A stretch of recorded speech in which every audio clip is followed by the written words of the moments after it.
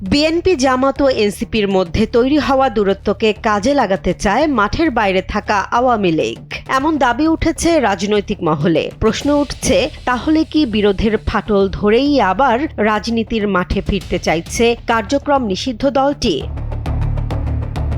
ছাত্র জনতার গণ অভ্যুত্থানের পর রাজনৈতিকভাবে কোণঠাসা আওয়ামী লীগ এখন সাংগঠনিকভাবে দুর্বল অবস্থায় রয়েছে। দলটির কার্যক্রম নিষিদ্ধ থাকায় নির্বাচনী রাজনীতিতেও অংশগ্রহণের সুযোগ কঠিন।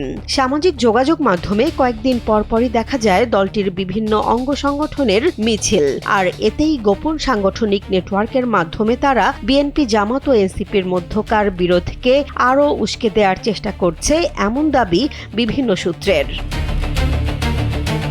সম্প্রতি নোয়াখালী, কুমিল্লা, ঝিনাইদহ, ময়মনসিংহ, গোপালগঞ্জ, পটুয়াখালী ও চট্টগ্রামে এমন কর্মসূচির খবর পাওয়া গেছে। কোথাও কোথাও রাজনৈতিক প্রতিপক্ষের ওপর হামলার অভিযোগও উঠেছে।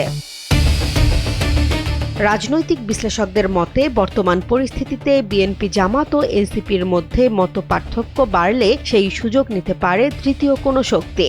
অধ্যাপক ডক্টর মোহাম্মদ আইনুল ইসলাম বলছেন, জুলাই আন্দোলনের পক্ষের শক্তির মধ্যে বিভেদ তৈরি হলে আওয়ামী লীগ সহ অন্যরা সেই জায়গা কাজে লাগাতে পারে। নির্বাচন পরবর্তী সময়ে সংবিধান সংস্কার, জুলাই সনদের বাস্তবায়ন, আইনশৃঙ্খলা পরিস্থিতি এবং রাষ্ট্রীয় কাঠামোর পরিবর্তন সহ নানা ইস্যুতে বিএনপি জামাত ও এনসিপির মধ্যে মতভিন্নতা দেখা যাচ্ছে।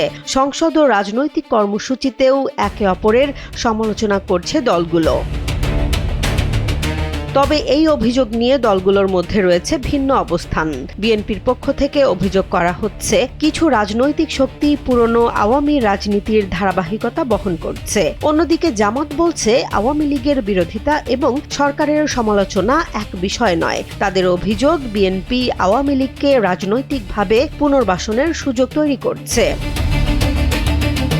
এনসিপির নেতারাও বলছেন, তিন দলের মধ্যে বিভক্তি অব্যাহত থাকলে আওয়ামী লীগ সেই সুযোগ নেবেই। তাদের মতে জাতীয় স্বার্থে রাজনৈতিক দলগুলোর মধ্যে সমন্বয় জরুরি।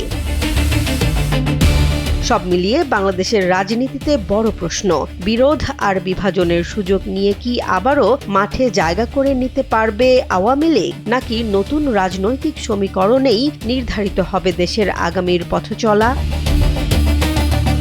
জেসমিন জাহান, কালবেলা।